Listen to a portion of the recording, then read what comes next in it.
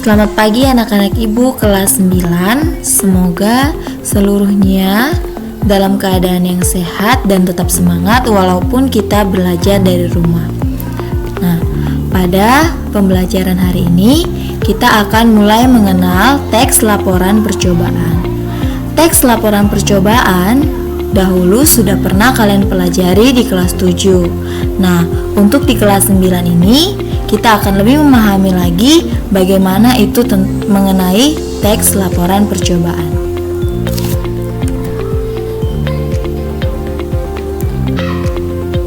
Apa itu teks laporan percobaan?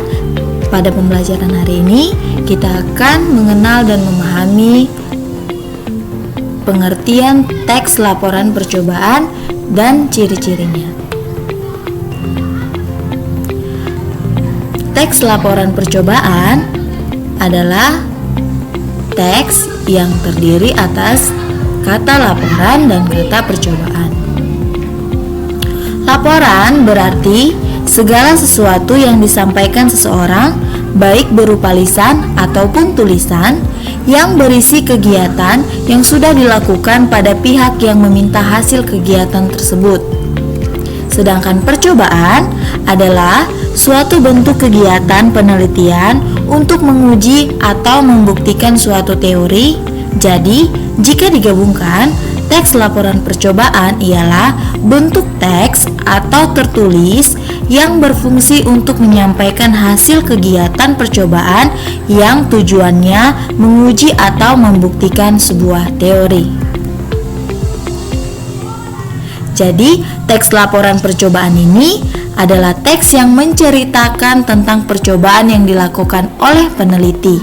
Biasanya, teks seperti ini digunakan untuk melaporkan hasil percobaan, karya ilmiah, atau laporan praktikum.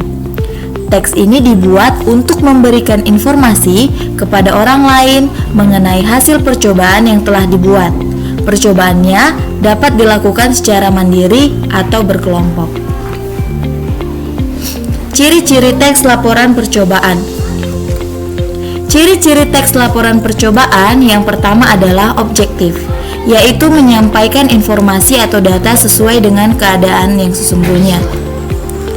Ciri laporan teks yang kedua adalah berupa fakta.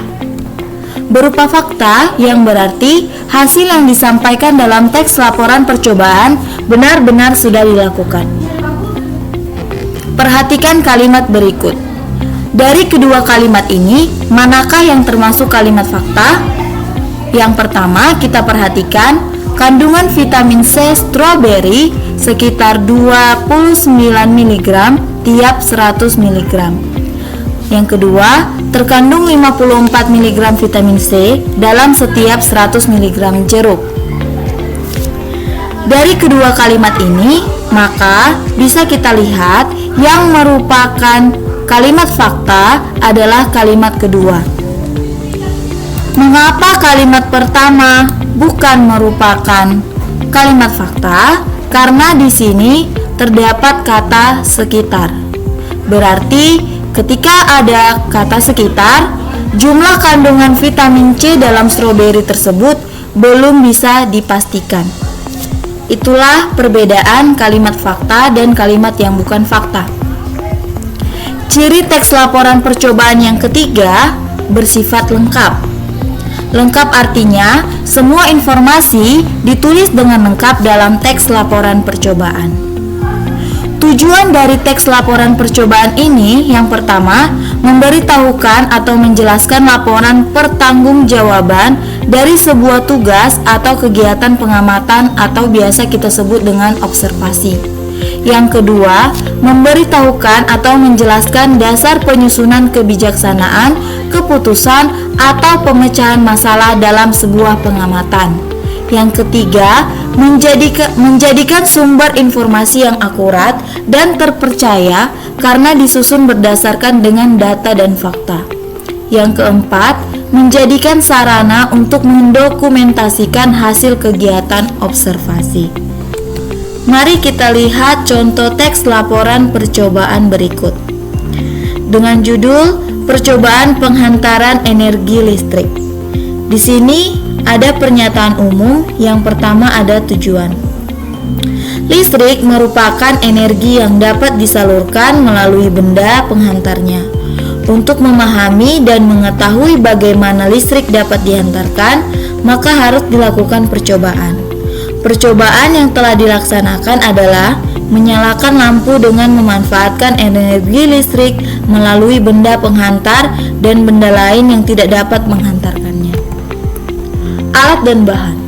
Percobaan dilaksanakan dengan menggunakan bahan-bahan khusus yang telah disiapkan sebelumnya. Bahan-bahan kabel, lampu bohlam, benang, tali plastik, dan selotip. Uraian langkah-langkah. Pertama, percobaan dimulai dengan menghubungkan dua kabel pada bohlam. Cara yang digunakan adalah dengan mengelupas sebagian ujung kabel sehingga bagian logamnya tampak, lalu direkatkan pada bohlam dengan menggunakan selotip. Selanjutnya, kedua sisa ujung kabel yang telah direkatkan ke lampu ditempelkan pada baterai. Ketika hal tersebut dilakukan, lampu menyala. Artinya, kabel dapat menghantarkan listrik dari baterai ke lampu bohlam. Kemudian, tahap di atas diulangi lagi. Hanya saja, kali ini tidak menggunakan kabel. Percobaan dilaksanakan dengan menggunakan tali plastik. Ternyata, dengan menggunakan tali plastik, lampu bohlam tidak menyala. Hasil dari percobaan tersebut terlihat bahwa bohlam dapat menyala ketika dihubungkan pada baterai dengan menggunakan kabel. Namun, bohlam tidak menyala ketika dihubungkan pada baterai dengan menggunakan tali plastik. Kesimpulannya, dengan demikian dapat disimpulkan bahwa kabel dapat menghantarkan arus listrik, sementara itu tali plastik tidak dapat menghantarkan arus listrik. Nah, demikianlah contoh dari teks laporan hasil percobaan. Jika kalian punya pertanyaan lain, boleh kalian sampaikan di grup WhatsApp. Selamat pagi dan selamat belajar. Terima kasih.